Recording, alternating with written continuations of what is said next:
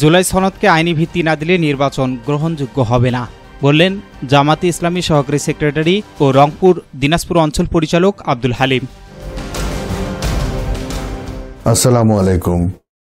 এমকে টেলিভিশনের পক্ষ থেকে সবাইকে আন্তরিক শুভেচ্ছা জানাচ্ছি। আমি ইফতেখার। শুরুতেই শুনলেন সংবাদ শিরোনাম, এখন বিস্তারিত।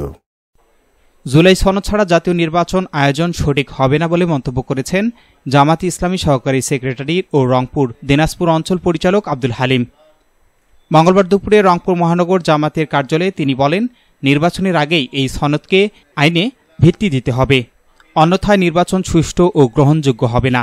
নির্বাচনের জন্য সমতল ক্ষেত্র বা লেভেল প্লেয়িং ফিল্ড এখনও তৈরি হয়নি, বরং রাজনৈতিক পরিস্থিতি স্থিতিশীল করার পরিবর্তে সম্প্রতি দলীয় নেতা নূরের ওপর হামলা হয়েছে।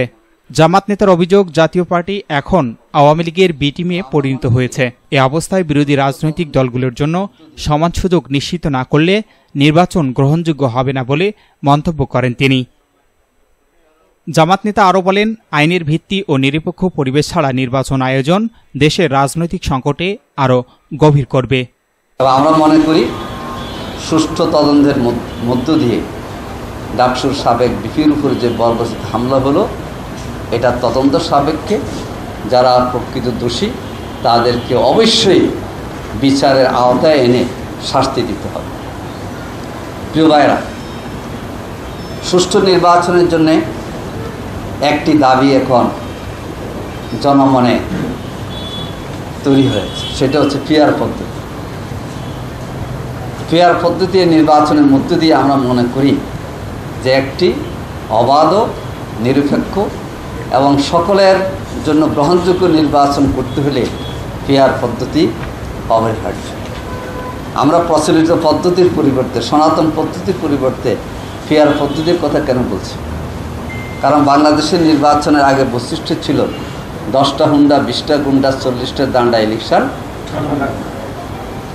প্রার্থী হতে গিয়ে অনেকেই দেখা যায় সংঘর্ষে মিলিত হয়, মনোনয়ন নিতে গিয়ে দেখা যায় মনোনয়ন বাণিজ্য, ভোট দিতে গিয়ে দেখা যায় ভোটাররা ভোট কেন্দ্রে আসতে পারে, ভোট কেন্দ্র দখল হয়। ফেয়ার পদ্ধতি হলো কি, যে এখানে কোনো প্রার্থী হওয়ার প্রতিযোগিতা থাকবে না, তবে প্রার্থী তালিকা দলগুলো নির্বাচন কমিশনের কাছে জমা দেবে।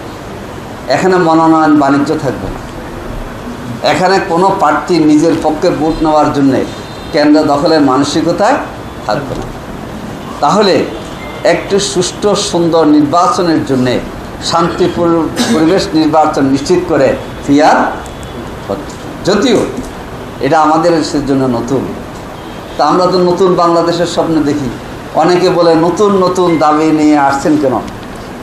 তা আমরা তো নতুন বাংলাদেশ, আমাদের ছাত্র জনতার গণ অভ্যুত্থানের মধ্য দিয়ে নতুন বাংলাদেশের স্বপ্ন দেখছি আমরা। সংস্কার যদি না হয়, নতুনত্ব যদি না আসে, তাহলে পুরানো বন্দোবস্ত নিয়ে থাকা কি আমাদের জন্য ঠিক? অবশ্যই না। আমরা নতুন পদ্ধতিতে সকলের অংশগ্রহণে আমরা নির্বাচন চাই। এই জন্যে ফেয়ার পদ্ধতিতে নির্বাচনের আবারও আমরা জোর দাবি জানাচ্ছি, এবং এই পদ্ধতির নির্বাচন হলে বাংলাদেশের সকল মানুষ, দল, মত, ধর্ম নির্বিশেষে এই নির্বাচনে অংশগ্রহণ করে তাদের মতামত দিতে পারবে। S Rahman, news desk, MK television. শেষ করছি এমকে টেলিভিশনের সংবাদ। এতক্ষণ আপনারা আমাদের সাথে থাকার জন্য অসংখ্য অসংখ্য ধন্যবাদ।